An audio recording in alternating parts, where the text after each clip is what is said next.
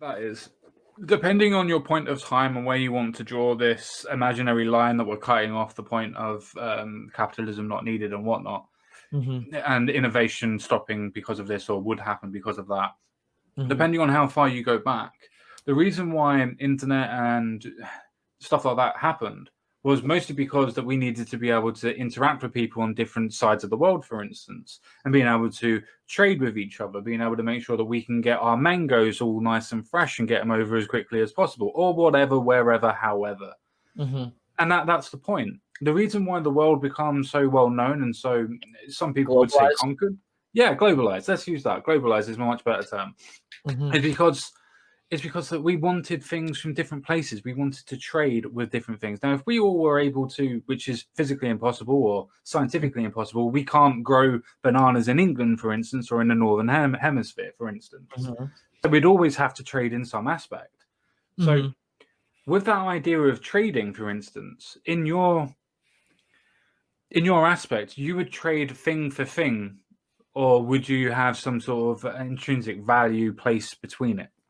Well, I think capitalism may have been necessary up to a certain point, because while gift economies were actually the norm for thousands of years, millions of years potentially, I don't know, maybe not that long, but at least tens of thousands. I would say tens of thousands. Tens of thousands, yeah. Interacting with different cultures until the world was globalized, until we had technology and instant communication. There's always sort of the potential of somebody perhaps, negating your thing or being, swindled or invaded, perhaps, which is, also something that capitalism has promoted. But I don't think capitalism is in fault for imperialism. I think that it is, but we can get into that a little bit later. Explain the Soviet Empire then. The Soviet Empire. Okay, well, I don't consider the Soviets to be communist because they. I know it's a meme. I'm not saying that. I'm not saying that. But the Soviet Empire, okay, but they were not. They were state capitalist in that the state owned basically all of the private industry.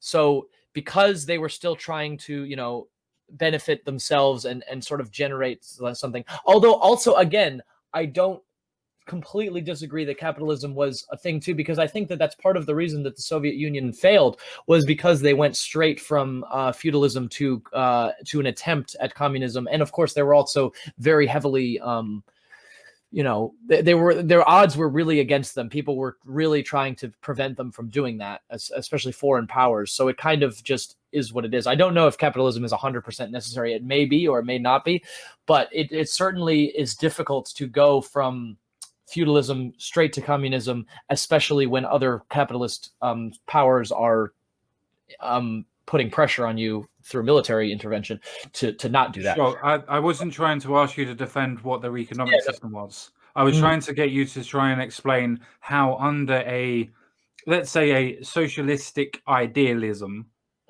how that they decided that they were still going to take over different parts and colonize different parts of the world, i.e. Poland, Lithuania, the Eastern Bloc.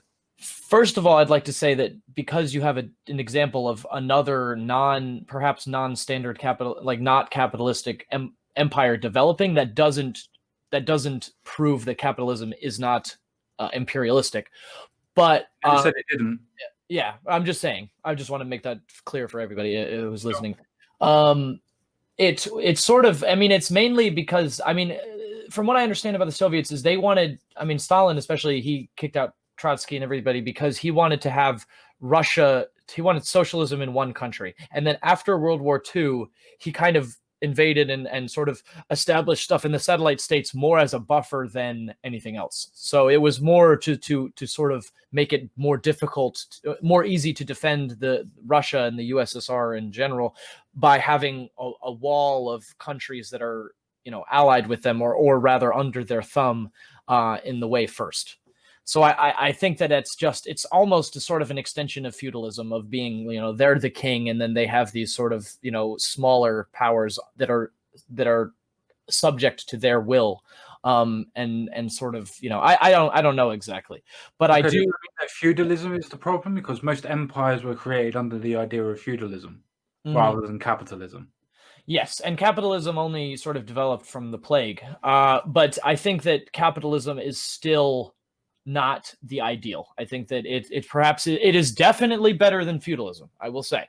But and in some ways it's actually almost worse too, because again it incentivizes working yourself to death, which wasn't necessarily part of feudalism, but perhaps it's also just a different society. If we had feudalism with technology like this, we might still have that same issue. So I don't know for sure. Ooh, Catholic theocracy. Yeah. Yeah. No. I don't know that. I would have to do more research and stuff like that. But I feel I still find that capitalism is holding us back more than it is helping us at this point, for sure. I don't know 100% about the past, but I know I can say with confidence that today capitalism is now holding us back more than it is pushing us forward. But I just gave you an example of how it pushed everybody forward. Everybody now can be more famous because of the inventions of enterprise to be able to buy things at cheaper rates and be able to push forward.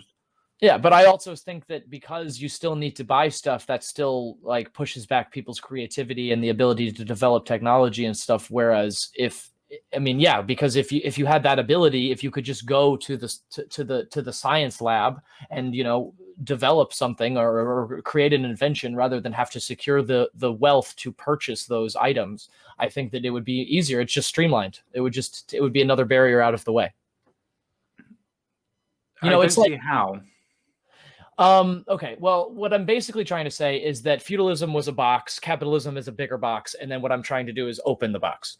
Now that doesn't explain anything, but that's just telling you the sort of process that I'm thinking, which is that if you wanted to, well, think of it like this. If you wanted, right now the oil companies are probably some of the wealthiest people in the world. I mean, Bezos, I think, is the wealthiest person on earth, but he's not an oil or power person.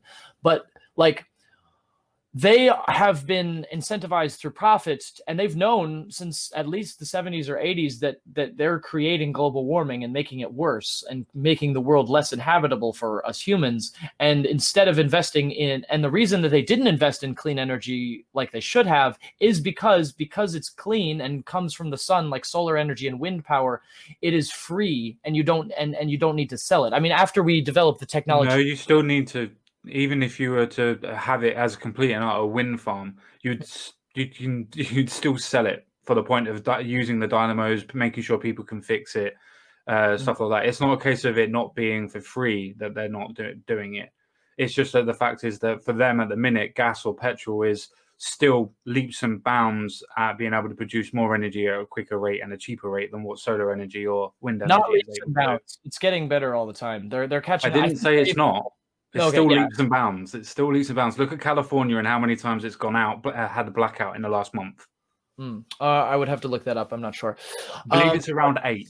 Solar energy is coming along quite nicely and catching up. But the thing is, once you put solar panels on, obviously it's tough to capture the energy still, I think. But what I'm saying is, what's your take on nuclear?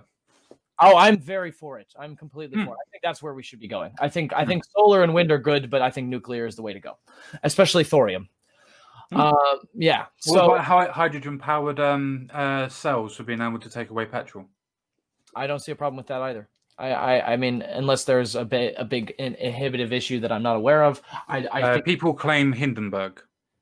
Sorry. Okay. Oh my God. Yeah. Okay. So fuck. I mean, yeah. That's like saying that's like people. I mean, and it still happens, unfortunately. But that's, in my view, that's like saying, look at Chernobyl because of nuclear. It's like, okay, that happened in the 70s, in the 80s, like in the 60s, like that was, and Hindenburg much more like further in the past than even that.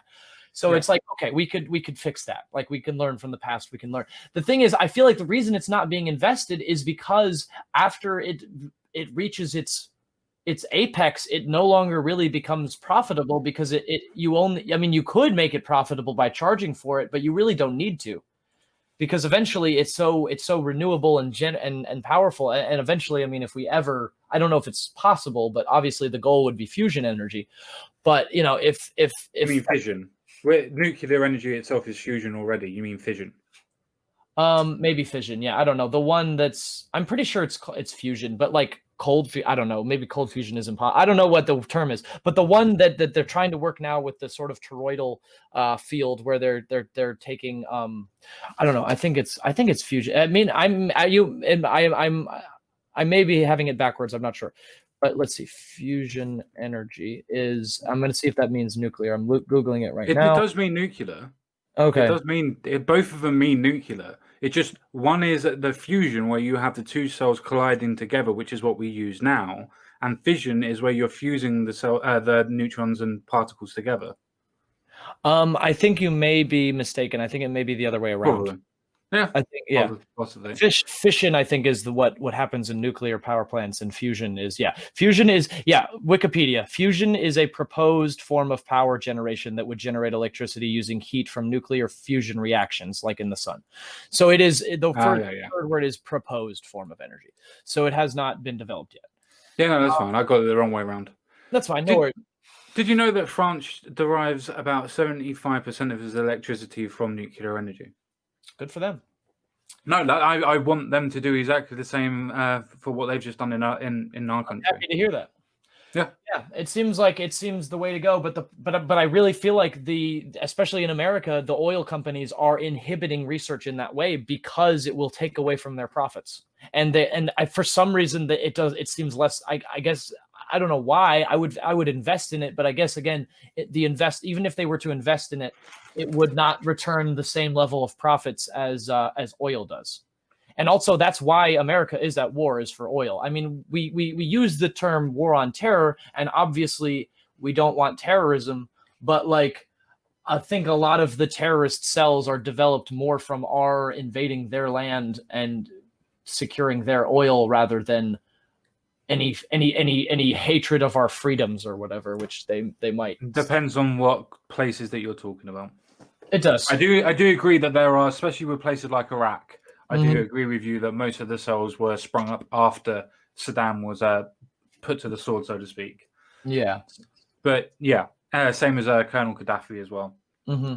And that's sort of my main argument in terms of capitalism holding us back, is because if capitalism really did encourage innovation, first of all, why would we have it encourages innovation, but only in terms of innovating ways of making profit. It does not encourage innovation for innovation's sake. It may have in the past, it may have resulted in some innovation for innovation's sake, whether that comes in spite of or because of capitalism. But I think as a rule, it does not innovate as much as just as taking away the profit motive would. And I think that if we move the motive from profit to... Don't you think that they're intrinsically linked? I don't. I used to think that, but I don't anymore, because, I mean, obviously, if you innovate, but if you were to come up with a engine that was, if you were to make cold fusion and break thermodynamics, let's just say, you would then it would make no sense to profit from it other than to perhaps sell it the way of making it. It's just like, once you do that, that's the point of it. Well, think of it like this. It makes more money to make iPhones that break after a year than it does to make an iPhone that lasts 5 years. Yeah, and then they lose profits when people realize that their phones are breaking, and Hawaii is actually better than a fucking iPhone. But then Android does the same thing. And then Samsung does the same thing, because again, it's always more profitable to create phones. When Samsung had its bust up for the S7 or the S8 or whatever it was, I can't remember. The Note, that was the one. The Note 4 or whatever it was, or 5, where it kept on expanding and blowing up and whatnot. Yeah. And because they took such a hit on people not wanting to do it, their quality went straight up, and it's still up at the minute. Okay, but why did they have to go to a point where they had exploding phones to start making their phones good? Like, why did they have to wait until they got to that point? Why didn't they just make good phones? The reason why on that side, the reason why on that side of things is simply because they were rushing to be able to meet the deadline, and they didn't test the batteries properly in the transistor transformer. Why do they need a deadline? Yeah, but that's not to do with profits. They need to have something out by this certain time, so that they need something out by Christmas so that people buy phones for Christmas. It's just like, it's like they don't need that. Capitalism is incentivizing cutting corners in that case rather than innovation. Yeah, and when they cut the corners, the innovation was then put back into place because people paid with their wallets and voted with their wallets and said, we're not buying shoddy fucking materials. So then But the they would quality not went have back up. to cut corners in the first place if it wasn't for the incentivizing, the profit. If they wouldn't have felt the need to cut corners, they would have just made good phones, and people would have. I mean, like another argument for capitalism is competition, but I don't see why you need to compete. I don't see why not just make the best thing you can and then give it to the world. Like, obviously we have IP because of I'll let you talk. Let's put competition to humanistic ideology first. So if I compete with you at running, or if I compete at you with computer games, for instance, like Call of Duty, and you keep on beating me all the time, I'm going to want to get better so that I can beat you. And if we play with other people, then that's also going to make me want to be better than the other people because you're the pinnacle of Call of Duty or whatever. So if I can keep on getting closer to you and then overtake you, then I'll be the pinnacle. But I can't rest on my laurels because you or everybody else that's chasing me is going to be doing exactly the same thing. This is how innovation works on an industry level. Well, no, because even if I buy because even if I buy you, because even if I buy you to say, "Oh, let me win," other people are still going to get better than me. Yeah, potentially, but it depends on the startup. I mean, what if? I mean, it really. Capitalism can allow. I mean, obviously now this is why you're not a libertarian, but capitalism can incentivize just buying out competition and creating monopolies, which is something that stifles innovation. Which is why I'm sure part of the reason that you do not believe in unregulated capitalism. But I can argue it. Yeah, but I'm with you, but I can argue it. Well, I want to go back to. I mean, yeah, you say, look. So if somehow, if playing Call of Duty well made money, then people would want to be the best thing. Well, it does, but it does. Call of Duty does make you money. It could, yeah, I know. It doesn't. I mean, being good at Call of Duty doesn't intrinsically make you money, but it could be turned into something that would make you money. Now, my question is, why not just play Call of Duty? Like, why do you need to be good at it to make money? Why not just be good at it because you want to? I don't understand. Like competition is kind of unnecessary, in my opinion. Like, I think that obviously innovation is important, but people will innovate anyway. People will compete and make a better thing anyway, not just because it makes Forget the innovation part. Forget the innovation part. Forget the money part. Why is competition, in your opinion, I say a bad thing because I can't remember the word you used. Unnecessary. Yeah, I think it is unnecessary because, okay, let's say we have computers, right? Obviously we do. So right now we develop making faster computers and more powerful computers because when you sell them, they'll make you money. But people still like computers just because they like computers, and people will develop better computers because they like computers. They will just do it. Like, sure. That's what we do. We create things. And so sure, but that's the money incentive. Hang on just a second. That's the money incentive for making it. Now let's go back to the competition side. Forget the money, forget the economics. If I, for instance, bought an Apple and the Apple was really good, but I could build a computer that was 10 times better than it, I probably can't. But say I could, and I built that computer, and I was able, and more people would want that computer. Forget the money side of it. They would want that computer more than the other computer simply because it's a better computer. That's competition. Now, what about all the people that could also make a 50 times better computer but can't afford to learn how to do it because they have to? They can't make it. Yeah, then humanity they can't make it. Loses out.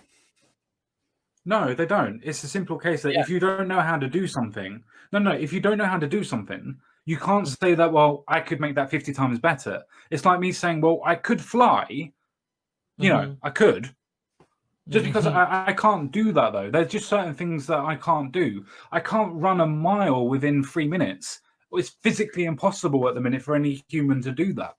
Okay, but what I could. What if the ability to run was gatekept by how much you could afford to run on the track?